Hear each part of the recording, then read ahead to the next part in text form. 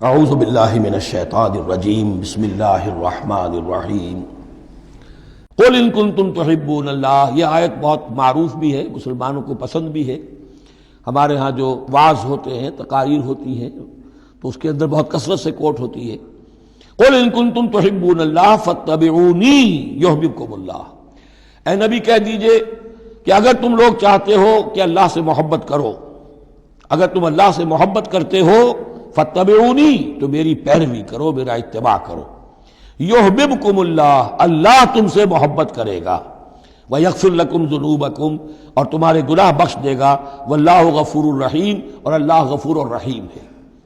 قل اطیعوا اللہ والرسول، کہہ دیجئے اطاعت کرو اللہ کی اور اس کے رسول کی، فإن تولوا فإن اللہ لا يحب الکافرین، اور اگر وہ پیٹھ موڑ لیں تو اللہ کو ایسے کافر پسند نہیں ہے۔ یہ دو آیتیں اس اعتبار سے بڑی اہم ہیں کہ اس میں رسول کے لیے دو الفاظ آئے ہیں، اطاعت اور اتباع۔ اطاعت اگر نہیں ہے تو کفر ہو گیا۔ اطاعت تو لازم ہے، لیکن اطاعت کس چیز میں ہوتی ہے؟ جو حکم دیا ہے، یہ کرو، آپ کو کرنا ہے۔ اتباع اس سے اوپر کی شے ہے، انسان خود تلاش کرے حضور کیا کرتے تھے، اور چاہے آپ نے نہیں فرمایا کہ یہ کرو، لیکن آپ ان کی پیروی کر رہے ہیں۔ یہ گویا کہ دائرہ وسیع ہو گیا۔ جس سے محبت ہوتی ہے اس کا انسان جو ہے اس کی ہر طرح سے اس کے ساتھ ایک مناسبت پیدا کرنا چاہتا ہے۔ کیسا لباس اس کا ہے ویسا ہی لباس اپنا بنائے، کیا چیزیں اس کو پسند ہیں کھانے میں وہی چیزیں خود بھی کھائے اور پسند کرے۔ تو یہ چیزیں جس کا حکم نہیں ہے، جیسے کہ ایک صحابی کا واقعہ آتا ہے کہ وہ ایک مرتبہ آئے اور انہوں نے اس وقت یہ دیکھا، ایک ہی مرتبہ آئے ہوں گے کہیں باہر سے بدو صحابی، کہ حضور کے کرتے کے بٹن لگے ہوئے نہیں تھے۔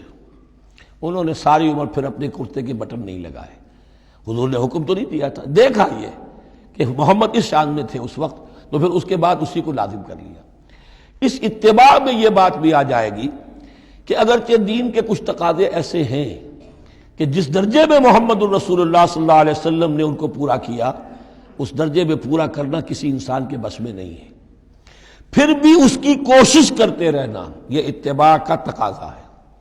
مثلا حضور نے کوئی مکان نہیں بنایا، حضور نے کوئی جائیداد نہیں بنائی، حضور نے جیسے ہی وحی کا آغاز ہوا کوئی دنیاوی کام نہیں کیا، کوئی تجارت نہیں کی، ایک ایک لمحہ اپنی توانائی کی ایک رمق وہ لگا دی کس کام کے لیے؟ اللہ کے دین کی دعوت اور اللہ کے دین کی اقامت، اس کو قائم کرنے کے لیے۔ اب سب کے لیے تو اس مقام تک تو پہنچنا مشکل ہے، لیکن یہ کہ آئیڈیل یہ رہے، اسی کی طرف انسان چلنے کی کوشش کرتا رہے، میکسیمم جتنا بھی اپنا وقت فارغ کرے، اپنے وسائل فارغ کرے اور لگائے اس کام کے اندر، تو اتباع کا جو ہے کم سے کم تقاضا اس وقت پورا ہوگا۔ ہاں جو حکم دے دیا گیا، یہ حلال ہے، یہ حرام ہے، یہ فرض ہے، یہ واجب ہے، اس کا تو اگر معاملہ اس کی پیروی نہیں ہو رہی تو پھر تو وہ کفر ہے۔ لیکن اتباع اگر آپ کر رہے ہیں تو اتباع جو ہے وہ پھر اللہ کا محبوب بن جانا ہے۔ اگر تم اللہ سے محبت کرتے ہو تو میرا اتباع کرو، میری پیروی کرو، دیکھو میں کیا کر رہا ہوں، میرے کیا شب و روز ہیں، کن کاموں میں میری توانائیاں لگ رہی ہیں، کیا دلچسپیاں ہیں میری دنیا کے اندر، ان چیزوں کے اندر تم میری پیروی کرو۔ فاتبعونی یحببکم اللہ، تم اللہ کے محب نہیں محبوب بن جاؤ گے، واللہ غفور الرحیم، اور اللہ غفور الرحیم ہے۔ باقی دوسرا درجہ جو نچلا ہے، قل اطیعوا اللہ والرسول، اطاعت تو اللہ اور اس کے رسول کی کرنی ہی کرنی ہے۔ فإن تولوا، اور اگر اس اطاعت سے بھی موڑے، فإن اللہ لا يحب الکافرین، تو اللہ کو ایسے کافر تو پسند نہیں ہے، کیونکہ پھر اطاعت رسول کا انکار تو کفر ہو گیا۔ صدق اللہ العظیم۔